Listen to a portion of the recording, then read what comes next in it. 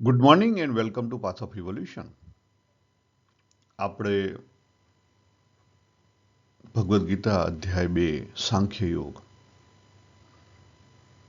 એનું ચિંતન કર્યું. પ્રશ્ન એ થાય કે આ જે સાંખ્ય યુગનો માર્ગ ભગવાને બતાવ્યો એને જીવનમાં કેવી રીતે ઉતારવો અને એને લઈ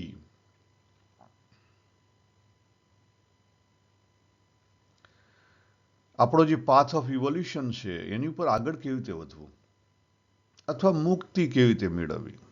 બરાબર.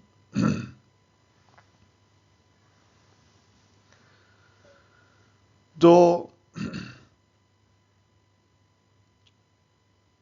આપણે આ જે સ્લાઇડ છે એ ઘણીવાર સમજેલા છીએ. એની અંદર બે એરો બતાવેલા છે. એક સાંખ્ય ડિવોશનનો માર્ગ એટલે ગેટ 2 પર જવાનો અને બીજો યોગ આસનનો માર્ગ ગેટ 1 ઉપર જવાનો. શક્તિ જે છે શરીરની અંદર એ શક્તિને ઉપર ઉઠાવવાની.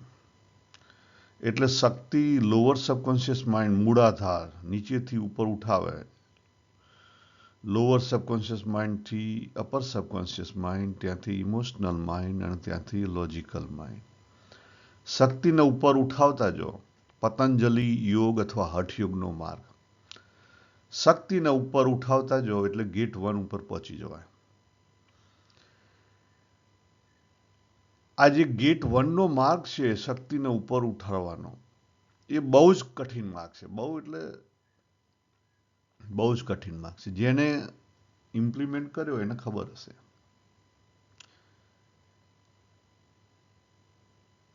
અધ્યાય 2 આ માર્ગ નથી. બરાબર. અધ્યાય 2 બીજો માર્ગ છે.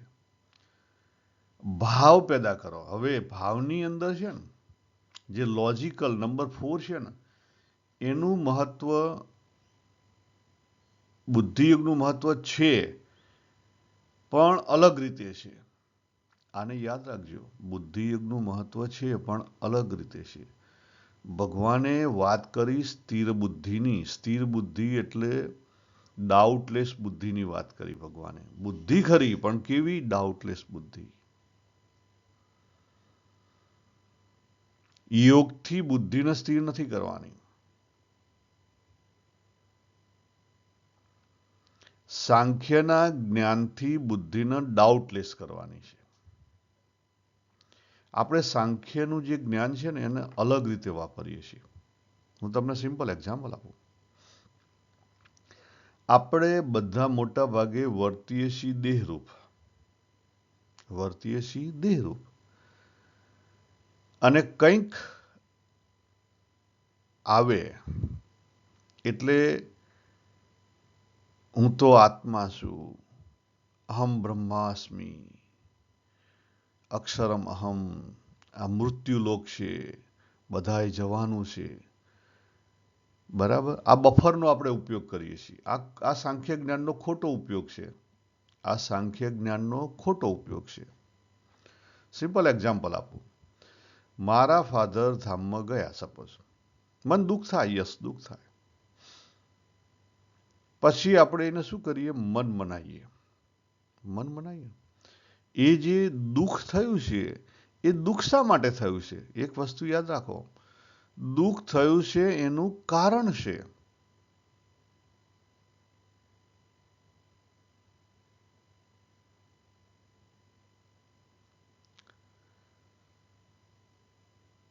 આપણી અંદર બે ફોર્સ કામ કરી રહ્યા છે. એક આપણે કામ કર્યો અને બીજો છે ને એ ઓટોમેટિકલી થાય છે. જે બીજો ઓટોમેટિકલી થાય છે ને એ આપણને સંદેશો આપવા આવે છે પણ એ સંદેશાને આપણે પકડતા નથી. એના આજે આપણે સમજીએ કે સાંખ્યનો સાચા અર્થમાં ઉપયોગ કેવી રીતે કરવો. તો સાંખ્યનો શરૂઆત નંબર 3થી કરવી પડે. નંબર 3, 2, 1 ઉપર જઈને ડિસેપિયર થઈ જવાનું. એનું નામ સાંખ્ય. અને સાંખ્યને મળતું બીજું તમારે જોતું હોય તો માઇન્ડફુલ તમે લઈ શકો થોડા ઘણા અંશે. જૈન બુદ્ધિની જેમ. ત્રીજું છે લાઓસ્યનો માર્ગ પણ મોર ઓર લેસ આવો જ છે. પણ આપણે અધ્યાય 2 પૂરો કર્યો સાંખ્યયોગ. આજે સાંખ્યયોગને સમજી લઈએ.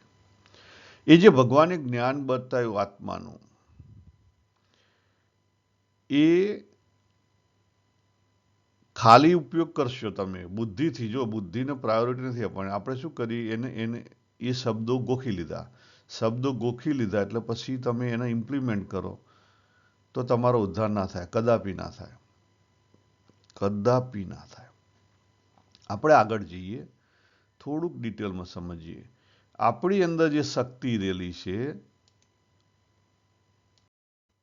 આજે શક્તિનું તમને દેખાય છે. આપણી અંદર શક્તિ રહેલી છે અને શક્તિ શક્તિની રીતે કામ કરે છે. યાદ રાખો, શક્તિ તમે કહો કે હું કહું એ રીતે કામ ના કરે. શક્તિનો પોતાનો વે છે, કામ કરવાનો પોતાનો રીત છે. આપણને ખબર છે એનર્જીની. આપણે બહુ બધી વાત 12મા અધ્યાય પછી એનર્જીની કરી છે, એટલે અહીંયા નહીં કરીએ. પ્રકૃતિના 2 ધ્રુવ હોય ને પ્લસ માઇનસ હોય ને બધી વસ્તુ કરેલી છે. અહીંયા જે બાજુમાં મેં પેલું જે ગોળ રાઉન્ડમાં બાબુ બતાવ્યો છે, એમાં આગળ મોટું સર્કલ છે, એને કોસ્મિક બતાવેલું છે. કોસ્મિક એટલે નિયતિ. આ બ્રહ્માંડ ઊભું થયું અને પછી બ્રહ્માંડની સ્થિતિ છે અને પછી બ્રહ્માંડનો પ્રલય છે. એની અંદર એ જગ્યાએ બાબુ ઊભો થયો અને બાબુનું પણ લાઈફ ટાઈમ ચાલે છે. બરાબર. અને અંદર બાબુમાં 1A 2 અને 3 બતાવેલા છે. બરાબર, ઇન્ડિવિડ્યુઅલ. આ જે બાબુ બતાવ્યો છે, બાબુને કૂદકો મારવો હોય, વૈયક્તિક જીવમાંથી સમષ્ટિ જીવમાં કૂદકો મારવો હોય, યાદ રાખો, વૈયક્તિક જીવમાંથી સમષ્ટિ જીવમાં કૂદકો મારવો હોય તો પહેલી વસ્તુ એને અમુક હદે એનર્જી ભેગી કરવી પડે, જે આપણે ગઈકાલે જોઈ લીધું હતું. ગઢડા પ્રથમનું 25મું વચનામૃત. બરાબર, એનર્જીને ભેગી કરો એક હદ સુધી. પછી તમારે ત્યાંથી કૂદકો મારવાનો છે. એટલે ભેગું કયું કરવાનું છે? આ જે 3, 2, 1A અને 1A છે ને, એની અંદર જે આપણી અંદર ભેદ છે ને, એ ભેદ ઓગાળી નાખો એટલે ઓટોમેટિકલી ભેગું થશે. અને પછી તમારે એ એનર્જી તમારે કાં એ ઉપર લઈ જવાની કાં બી ઉપર લઈ જવાની. સાંખ્યનો માર્ગ એ ઉપર લઈ જવાની વાત કરે છે. અને એ ઉપરથી ધીરે રહીને કોસ્મિકમાં સરકી જવાનું, કોઈને ખબર ના પડે. બી ઉપર જવાનો માર્ગ એ યોગિકનો માર્ગ છે, જેની અંદર આખી દુનિયાને ખબર પડે. શક્તિ આવે એટલે દેખાય. કોઈને શ્રાપ જાય ને કોઈને આમ બહાર પ્રદર્શન થાય શક્તિનું. જ્યારે એ માર્ગ છે એમાં કોઈને ખબર ના પડે અને ધીરે રહીને સરકી જવાય. આટલું સમજી લીધું અહીંયા. એટલે હવે આપણે આગળ એક પિક્ચર જોઈએ. આ જે પિક્ચર છે એની અંદર પણ એ જ વાત કરેલી છે. એક્સ અને વાયમાં સ્થિતિ બતાવેલી છે. બરાબર, આખી જિંદગી આપણી ગતિ ચાલી રહી હોય. ગતિ કોની ગતિ? મનની ગતિ. મનની ગતિ ચાલે એ ખોટું છે? ખોટું નથી. આપણી અંદરની શક્તિની ગતિ ચાલી છે, આ સમજો થોડીક. મનની ગતિ એકલો પ્રોબ્લેમ નથી, પણ એની બિહાઇન્ડ શક્તિની ગતિ ચાલી રહી છે. આ અગત્યનું છે. આ આપણને કોઈ સમજાવતું નથી. આપણે બધા છે ને વિચાર ઉપર જતા રહીએ છીએ. ના ના ના, વિચાર તો તમારા આવશે, વિચારને કઈ લેવા દેવા નથી. એકાગ્રતાને કઈ લેવા દેવા નથી. સાંખ્યની અંદર વિચાર કે એકાગ્રતાને કઈ લેવા દેવા નથી.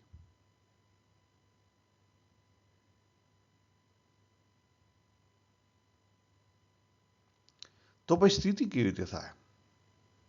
ગતિ શક્તિની છે, યાદ રાખો. ગતિ અંદરના ભાવની છે. જે એ તરફ લઈ જાય છે ને, એ શક્તિ લઈ જાય છે. અને બી તરફ ઓટોમેટિકલી જે પેન્ડ્યુલમ જાય છે ને, એ ભાવના કારણે જાય છે. આ બંને જે આપણી અંદર લોલક ફરે છે એ ખોટું નથી. ખોટું ક્યાં છે? એની અંદર મેચિંગ નથી. એની અંદર મેચિંગ નથી. તમે કહેશો કે ઘડિયાળનું લોલક એની અંદર મેચિંગ હોય, એની અંદર મેચિંગ છે, આપણી અંદર નથી.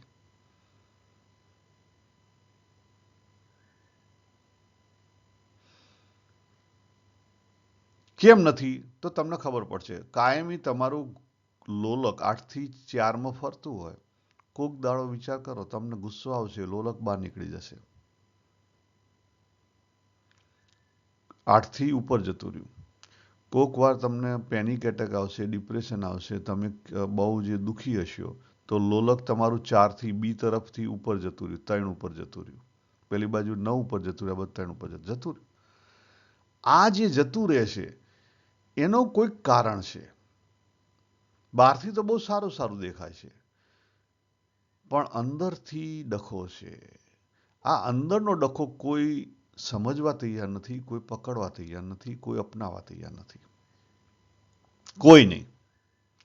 કારણ કે એમાં તમને બહારથી વાહ વાહ મળે નહીં. જો બાજુમાં બીજો રાઉન્ડ બતાવેલું છે, એની અંદર જે યલો બતાવેલું છે, સમતા અથવા દિવ્ય ભાવ, જ્યારે પણ આપણે નીચેથી ઉપર જવું હોય કે ઉપરથી નીચે જવું હોય, આપણા ભેદ વગાડવા હોય, ત્યારે માત્ર શક્તિ કામ નહીં કરે.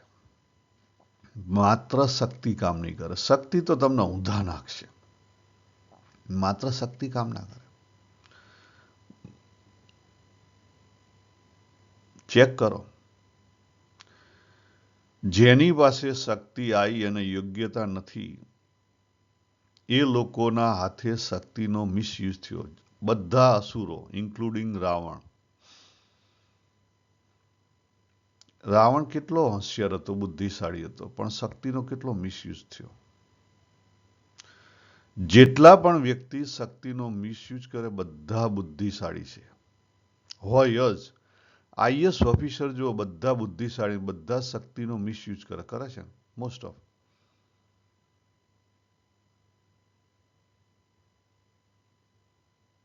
એમનો પગાર એટલો બધો નથી હોતો, તો પછી આખી ઘરની સ્થિતિ રાતોરાત બધી બદલાઈ કેવી રીતે જાય છે? લાલુ પ્રસાદ યાદવ બુદ્ધિશાળી માણસ, બરાબર. ધીરે ધીરે શક્તિ આવી, શક્તિનો મિસયુઝ કેવો કર્યો? દરેક વ્યક્તિ શક્તિ જ્યાં સુધી એ વ્યક્તિની અંદર માણસ ક્વોલિફિકેશન વગર શક્તિ મેળવે, એનો દુરુપયોગ થાય ન થાય. નો મેટર ઇચ પ્રેસિડેન્ટ બિડન હોય કે ગમે તે હોય. આપણે ત્યાં જો ભાજપની સીટો અત્યારે કેમ ઘટી? શક્તિનો કંઈક દુરુપયોગ થયો.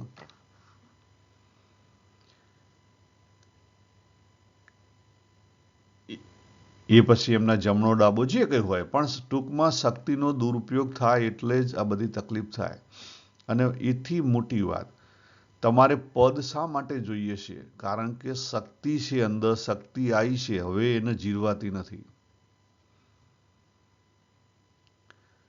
નાનું છોકરું છે, નાનું છોકરું કંઈક નવું શીખીને આવ્યું હોય ને, તો પેલા મા બાપને બતાવે કે હું આ શીખી આવ્યો. કેમ? શક્તિનું પ્રદર્શન કરવું એ આપણો અનેક જન્મોથી અભ્યાસ છે. શક્તિનું પ્રદર્શન કરવું એ આપણો અનેક જન્મથી અભ્યાસ છે. આપણે રહી નથી શકતા. થોડાક પૈસા વધે, તરત જ ગાડી બદલાય, ઘર બદલાય, બધું બદલાઈ જાય.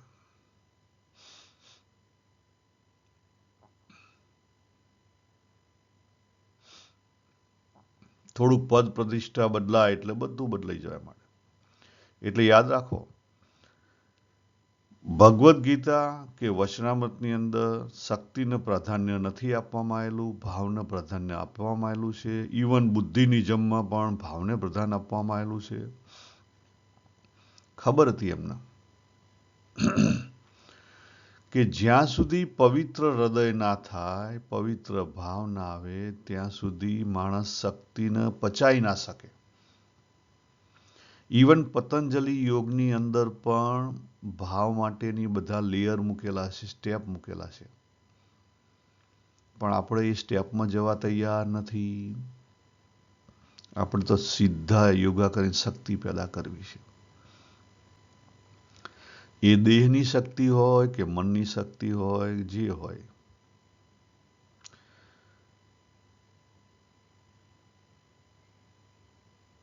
આપણે હવે મૂળ પોઈન્ટ ઉપર આવીએ.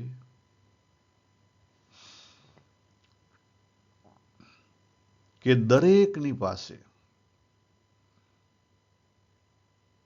ભાવ તો રહેલો જ છે. એ પછી મોહના રૂપમાં હોય કે પ્રેમના રૂપમાં હોય. ભાવની અંદર બે ઇમ્પ્યોરિટી છે. એકલો મોહ એ ઇમ્પ્યોરિટી નથી, બે ઇમ્પ્યોરિટી છે.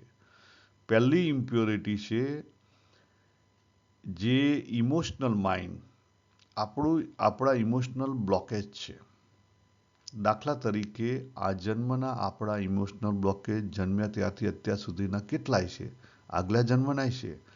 જો હિપ્નોટાઇઝ કરીને ઘણીવાર એ ઇમોશનલ બ્લોકેજ મોટા થઈ ગયા હોય અને પેનિક એટેક ને બધું આવતું હોય તો એ કાઢવામાં આવે છે.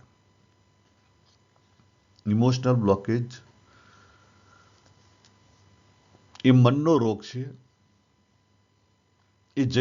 એના આપણે ક્યોર કરી શકીએ. યસ, હિપ્નોટાઇઝ કરી અને ત્યાં પાછળ એ વ્યક્તિને ભૂતકાળમાં લઈ જઈ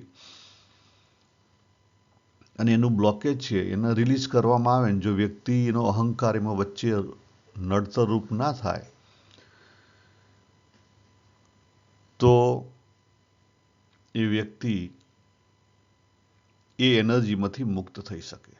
કેટલીક વાર આ જન્મ ના હોય, કોઈને રિલેશનશિપ બહુ ખરાબ થયેલી હોય, કોઈને નાનપણમાં એ રીતે કરેલું હોય, તો શું કરાય, તો આ જન્મમાં પણ એને ભૂતકાળમાં લઈ જવો પડે. ઘણી બધી મેથડો છે એને લઈ જવાની, પણ શક્ય છે. અને અત્યારે તો હિપ્નોટાઇઝ નામનું સાયન્સ આખું મદદ કરે છે એમાં, સાચા અર્થમાં જો તમને સમજાય તો. પણ પહેલી વસ્તુ પ્રોબ્લેમ ક્યાં છે કે આપણો અહંકાર એમાં નડે છે. આપણા ઇમોશનલ બ્લોકેજ દૂર કરવા કોઈ માગતું નથી.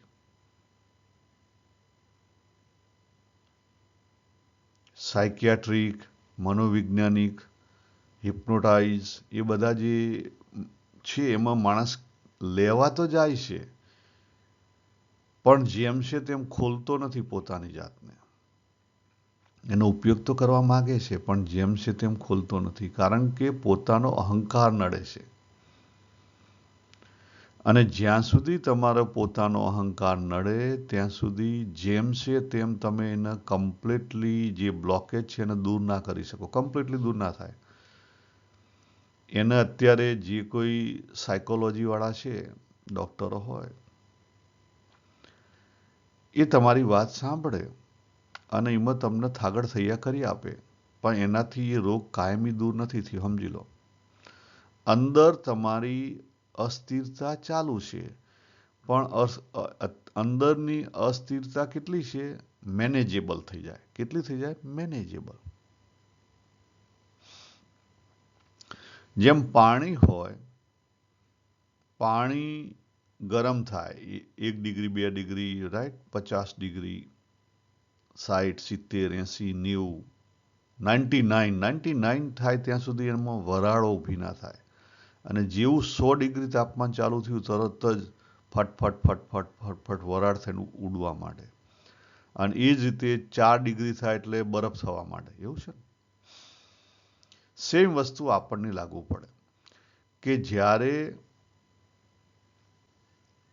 આપણો ઇમોશનલ બ્લોકેજ છે અને બહારથી એને એ પ્રમાણેનો સપોર્ટ મળે એટલે માણસ પેનિક એટેકમાં જતો રહે. સમજ જતો રહે, પેનિક એટેકમાં જતો રહે. એટલે પાણીની વરાળ થવા માંડે. અને એને પછી ધીરે ધીરે થોડોક શાંત કરે એટલે પાછી શાંત થઈ જાય. પણ ઇમોશનલ બ્લોકેજ દૂર થયું નથી થયું.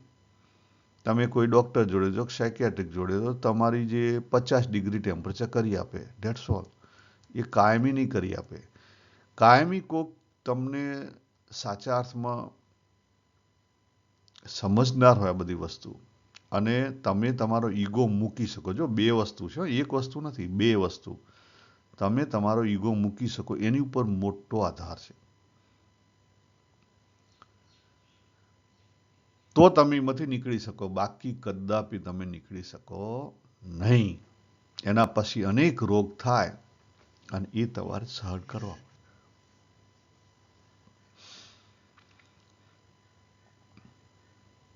બીજું છે ડિપ્રેશન. ડિપ્રેશન એટલે શું થયું? 4 ડિગ્રી બરફ થવા માંડ્યો. એ જે ઇમોશન્સ છે એ બધા એક જ જગ્યાએ ઘેરાયા કરે. આ ડિપ્રેશન મોટા ભાગે જે મોટી ઉંમરની વ્યક્તિ હોય એ ડિપ્રેશનમાં હોય, યંગ ઉંમરની વ્યક્તિ હોય પેનિક એટેકમાં હોય. ડિપ્રેશનનું મોટા ભાગનું કારણ શું હોય છે? હીનતા, દીનતા, પસ્તાવો. આ બધી વસ્તુ ડિપ્રેશનની છે.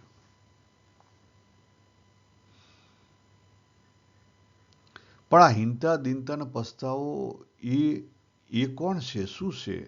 તો એ જે નંબર બી દેખાય ને અહીંયા, પેલું નાનું છે એમાં બી, આપણે એ નંબરે એક્શન કરી, એ અથવા એથી આગળ, અને એનો રિસ્પોન્સ બી નંબરે આવ્યો, પણ એ રિસ્પોન્સના આપણે ગણકાર્યો નહીં, એવોઇડ કરી દીધો. એ હીનતા, દીનતા અને પસ્તાવા રૂપે પડ્યો રહે. એ ઇમોશનલ બ્લોકેજ પડ્યું રહે. ખ્યાલ આવી ગયો તમને? બે ઇમ્પ્યોરિટી છે. પહેલી ઇમ્પ્યોરિટી એ ઇમોશનલ બ્લોકેજ છે. ઇમોશનલ બ્લોકેજ બે ટાઈપના હોય. એક યુવાન અવસ્થામાં પેનિક એટેક રૂપ હોય અને મોટી ઉંમરમાં ડિપ્રેશન હોય. આ બે વસ્તુ હોય. અથવા જે વ્યક્તિ અંતર્મુખી હોય એમાં જલ્દી ડિપ્રેશન આવે. બરાબર. હવે નંબર આપણે આ ઇમ્પ્યોરિટીમાં બીજી ઇમ્પ્યોરિટી જોઈએ. બીજી ઇમ્પ્યોરિટી છે મોહની છે. એ મોહ હા રહ્યો. એ મોહ અહીંયા તમને સ્લાઇડ ઉપર દેખાય છે. નેચરલી છે. મોહ કોઈ ખોટું બાબત નથી. ઓબ્જેક્ટ લેવલે આપણો મોહ હોય અથવા અધર લેવલે મોહ હોય.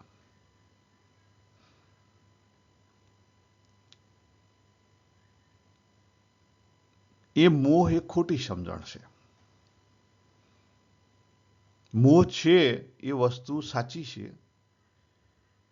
એની અંદર ખરેખર પ્રેમ ભાવ હોવો જોઈએ, પણ એ વિકૃતિ આવી ગઈ એટલે મોહ થઈ ગયો. બીજું કોઈ કારણ નથી. છે તો એનર્જી જ છે, પણ એનર્જી મિસયુઝ થયો અથવા ખોટી રીતે એક્સપ્રેસ થઈ એટલે મોહ છે. એને ખાલી સાચા અર્થમાં એક્સપ્રેસ કરવાની છે. એ એનર્જીને દિવ્યતામાં લઈ જવાની છે. એટલે ઓટોમેટિકલી એ એનર્જીનો જે પ્રવાહ છે ને એ અપ જશે ઓટોમેટિકલી. અહીંયા જે અપ છે એ અલગ છે. પેલું આપણે બતાવ્યું હતું ને, જે મેથડો બે બતાવી સાંખ્યની નીચે લઈ જવાની, અને આ બે માં ભેદ છે. અહીંયા અપ સમજશે. આમાં પ્રેમ છે ને તમારો પદાર્થોની અંદર પ્રેમ હોય. એ પ્રેમ તમારા દેહની અંદર, એટલે કે તમારા જે કોઈ સગા સંબંધી હોય, તમારા લાઈફ પાર્ટનર હોય, સોલ પાર્ટનર હોય, એ ઉપર જાય અને દેહ ઉપરથી મન ઉપર જાય અને મન ઉપરથી જીવ લેવલે જાય. એટલે તમારો જે બહાર જે પ્રવાહ છે એ પછી અંદર જતો રહે અને અંદર જઈને પછી આત્માના તૃષ્ટ થાય. એમનેમ ના થાય. નંબર L2 ઉપર પહોંચ્યા વગર આત્માના તૃષ્ણનો અનુભવ પણ ના થાય. ખ્યાલ આવે તમને? એટલે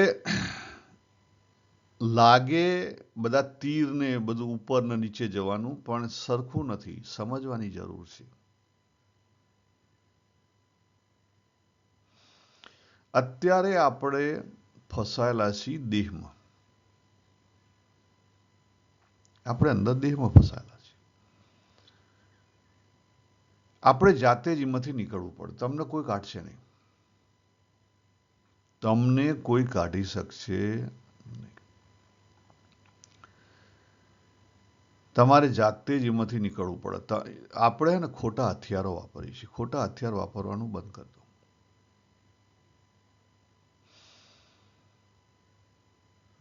તમે કહેશો ખોટા હથિયાર કેમ? ભગવાન દરેક જગ્યાઓ દરેક ક્ષણે આપણને ઓપોર્ચ્યુનિટી મળે છે. શની ઓપોર્ચ્યુનિટી મળે છે? આ જે સંસાર છે, સાંખ્યનો મુખ્ય સિદ્ધાંત, સંસાર નાશવંત છે. એની ઓપોર્ચ્યુનિટી, એનો ભાવ દરેક દિવસમાં કેટલી વાર મળે છે. મેં જે વાત કરી હતી કે સપોઝ મારા ફાધર ધામમાં ગયા તો મને એ સમયે રિયલાઇઝ થાય કે આ સંસાર નાશવંત છે. મારા દાદા નથી રહ્યા, મારા બાપા નથી રહ્યા, હું ક્યાંથી રહેવાનો છું? પણ પછી આપણે શું કરીએ છીએ? આપણે પછી તરત જ આપણું માઇન્ડ બહુ હોશિયાર છે. આપણે આપણા દેહની અંદર ફસાયેલા છીએ એ તરફ જોવા તૈયાર નથી. પણ આપણે શું કહીએ? ઓહો, આત્મા અમર છે, આત્માનું કાં મૃત્યુ છે, આ તો મૃત્યુ લોક છે, બધાને અહીંથી જવાનું છે. પતી જે વાત. આપણે એમાંથી શીખ્યા શું? ઝીરો, કંઈ જ નહીં. આપણે એમાંથી શીખ્યા શું? કંઈ જ નહીં. ભગવાને ઓપોર્ચ્યુનિટી આપી, આપણે ઉપયોગ કર્યો ના.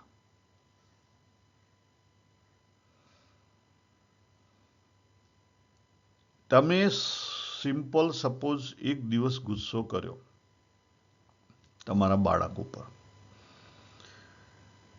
ગુસ્સો કરતા કરી દીધો, કલાક, 2 કલાક, અડધો દિવસ તમારો ગુસ્સો ઓગળી જશે. તમને પસ્તાવો થશે. તમે એને મનાવવાનો પ્રયત્ન કરશો? કરો છો કે નહીં કરતા? કરીએ છીએ. આજ તમારા જીવનનું એક્ઝામ્પલ જુઓ. કારણ કે ગુસ્સો બેહોશીમાં થયો. લોલક તમારું જે છે 8થી ઉપર જતું રહ્યું. પણ ત્યાં તો રહી શકતું નથી કારણ કે તમે હોશમાં નથી. ત્યાં રહી શકતું નથી કારણ કે તમે હોશમાં નથી. એટલે ઓટોમેટિકલી પાછળ આવ્યું. આજ સુધી હું તમને સિમ્પલ વસ્તુ કહું કે દાખલા તરીકે આજની તારીખમાં પણ હું જીવન જીવી રહ્યો છું એ મારા એકલા માટે નથી જીવન જીવી રહ્યો. હું બધા સાથે સંકળાયેલો છું. થોડા ઘણા વધારે ઓછા અંશે. શરૂઆતમાં મારા ફાધર મધર હતા, ભાઈઓ હતા, બહેનો હતી, જે કોઈ હોય. પછી તમે સારું ભણ્યા કેમ? કારણ કે મદદરૂપ છો. બરાબર.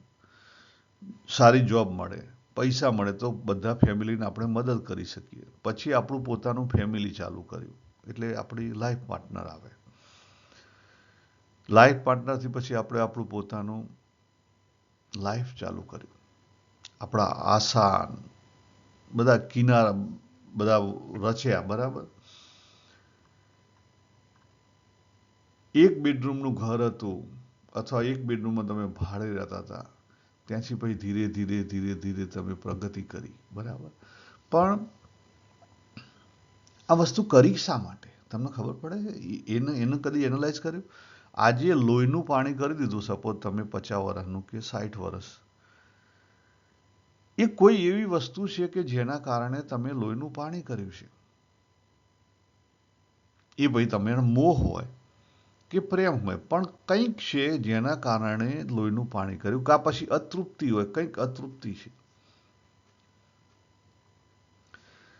ગઈકાલે એક બહુ સરસ પ્રશ્ન ડિસ્કશન થયો કે ભાઈ આ વસ્તુમાં મને રસ રહેતો નથી. હવે આપણે જ્યારે જોબ કરીએ ત્યારે જોબ તો કરવી હોય છે પણ આપણને સ્ટ્રેસ આવે છે, એની અંદર રસ નથી રહેતો. કેમ નથી રહેતો? 2-3 કારણ છે. પહેલી વસ્તુ તો આપણા રસનો વિષય નથી કદાચ. એ હોઈ શકે.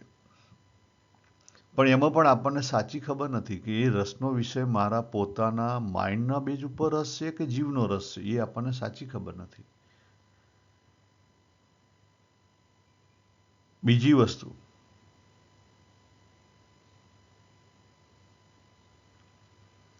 કે આપણને હજી જીવનની જે અતૃપ્તિ છે, અતૃપ્તિની સાચી ખબર નથી પડી. હું શા માટે જીવી રહ્યો છું, શા માટે દોડી રહ્યો છું, એની સાચી ખબર નથી પડી. હું મારો એક્ઝામ્પલ આપું કે ભાઈ હું સપોઝ સિવિલ એન્જિનિયર થઈ ગયો, ઓકે ફાઇન, એ વખતે ખબર પડી, બરાબર. પછી સપોઝ કે ન્યુઝીલેન્ડ આવી ગયા તો આવી ગયા. પછી ફિલ્ડમાં જોબ કરવાની છે તો કરવાનો ટ્રાય કરો. તમે ઘરનું પેટનું પૂરું કરવું પડે, ફેમિલીનું પૂરું કરવું પડે, કંઈક છે જે આપણને ફોર્સ કરી રહ્યું છે, એના પ્રયત્નો ચાલુ થાય. ખોટા છે? કંઈ ખોટું નથી. પછી ટ્રાયલ ને એરર જાતે કરવી પડે. એક વસ્તુ તમને સમજાય કે મારે ફેમિલીનું પૂરું કરવાનું છે, એની અંદર જો તમને સાચો પ્રેમ સમજાય, લોહીનું પાણી તો કરીએ છીએ, પણ એ લોહીનું પાણી કરીએ છીએ એનું રીઝન જો સમજાય, એનું કારણ તમને સમજાય સાચા અર્થમાં, એનું જો કારણ સમજાય તો આપણે તરત જ એ જે કામ છે ને એને રસ લઈએ કામની અંદર. અને કામની અંદર રસ લઈએ તો ઓટોમેટિકલી જે સ્ટ્રેસ છે ને જતો રહે. એ સ્ટ્રેસ છે જતો રહે. એટલે ધીરે ધીરે તમે જે કરો છો ને એની અંદર જેટલો તમે એનું રીઝન શોધીને રસ લો ને, આ જે વૈરાગ્યની વાત કરેલી છે ને, વૈરાગ્ય આ વસ્તુ છે કે ભગવાન દરેક ક્ષણે ઓપોર્ચ્યુનિટી આપે છે ને, એ ઓપોર્ચ્યુનિટીની અંદર સાંખ્ય જ્ઞાન રહેલું જ છે.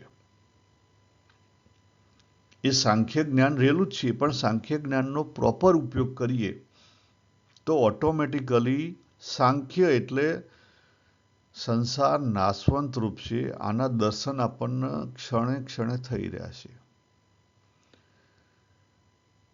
એનો જો પ્રોપર રીતે ઉપયોગ કરીએ સાચા અર્થમાં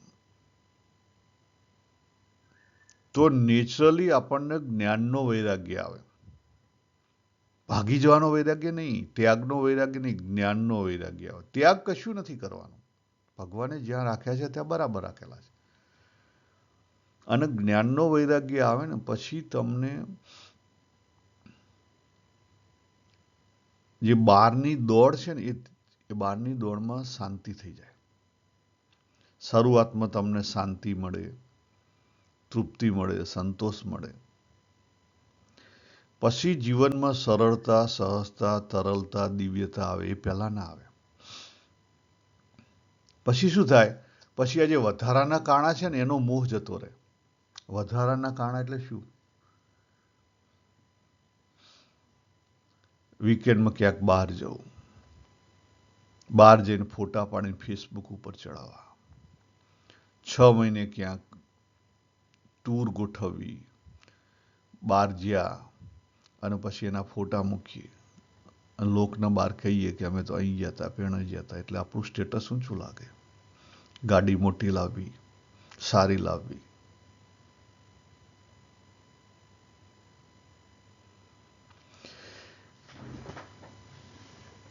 આ બધું થાય છે કેમ? કારણ કે અંદર અતૃપ્તિ ક્યાંક રહેલી છે એટલા કારણે થાય છે, બાકી ના થાય. ક્યાંક અતૃપ્તિ રહેલી છે એના કારણે થાય છે, બાકી ના થાય. અતૃપ્તિ કેમ છે? સાચા અર્થમાં સાંખ્ય જ્ઞાનનો ઉપયોગ નથી કર્યો. એટલે ભગવાનનો ગુણો કોઈ જ નથી. ભગવાન દરેક ક્ષણે આપણને એનો રસ ચખાડે છે, સાંખ્યનું જ્ઞાન આપે છે દરેક ક્ષણે. તમે પ્રેમ કર્યો તમારા બાળકને, એક ક્ષણે પણ ભગવાન સાંખ્યનું જ્ઞાન આપે છે. તમે તમારા લાઈફ પાર્ટનર સાથે સેક્સ કર્યું તો એ જેવું સેક્સ પૂરું થાય તરત જ તમને એનો અનુભવ થાય છે. હતાશા આવે છે, ઊંઘ આવી જશે, તમે બેહોશીમાં જતા રહ્યા. હોશ બેહોશી ની જે વાત કરીએ છીએ એ વાત આપણે જીવનમાં સમજાતી નથી, આવતી નથી. જાતે ઊંડા ઉતરો. દરેક ક્ષણે ભગવાને આખી વ્યવસ્થા ગોઠવેલી છે. જો કશું કરવાની જરૂર નથી, ભગવાને બધું ગોઠવેલું છે. આના ભાવ દરેકની અંદર રહેલા છે. સાચા અર્થમાં સમજો તો જીવન છે ને, કારણ કે ઇમોશનલ બ્લોકેજ જશે તો શું થશે? તમે સરળ બનશો.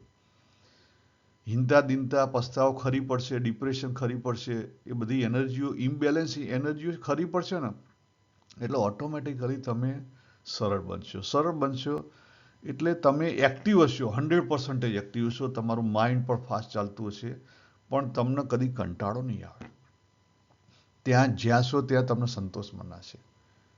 જે કઈ વસ્તુ તમારે ત્યાં થતી છે એનો તમને એક્સેપ્ટન્સ હશે. જે વસ્તુ તમે સ્વીકારી છે એને પ્રેમથી સ્વીકારી લો. હું મારું કામ કરું છું, હું 60 કલાક કામ કરવું હોય તો મને કઈ વાંધો નથી આવતો.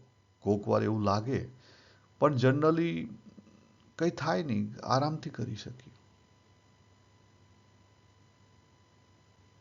તો કંપની તો 40 કલાકનો પે કરે. ઇટ્સ ઓકે, કંપનીનું નહીં જોવાનું. તમે આવી રીતે જોવા જશો એ બુદ્ધિ લાવે, લોજિક બુદ્ધિ લાવે. બુદ્ધિમાં બેઠા તો ગયા. તમારે કરવું છે કરો, નથી કરવું તો નહીં કરો, પણ એને લઈને તમે ડાઉટો ઊભા નહીં કરો. પેલો નથી કરતો હું શા માટે કરું, એ પણ નહીં લાવો. બોર થઈ જવાય છે. કેમ બોર થઈ જવાય છે? કોઈ ફોર્સ નથી એટલે માટે. माझी નૈયા ટૂઢે કિનારા, આ સાચા અર્થમાં સમજો તો આપણો ઉકેલ આવી જશે. આપણે અહીંયા ઘણી વાતો કરી, આને સાચા અર્થમાં અપનાવો તો જીવનમાં શાંતિ સુખ આવશે, નહીં તો કદાપી આવશે નહીં. અહીંયા પૂરું કરીએ. સર્વેને જય શ્રી કૃષ્ણ. હરિઓમ તત્સત. હરિઓમ તત્સત.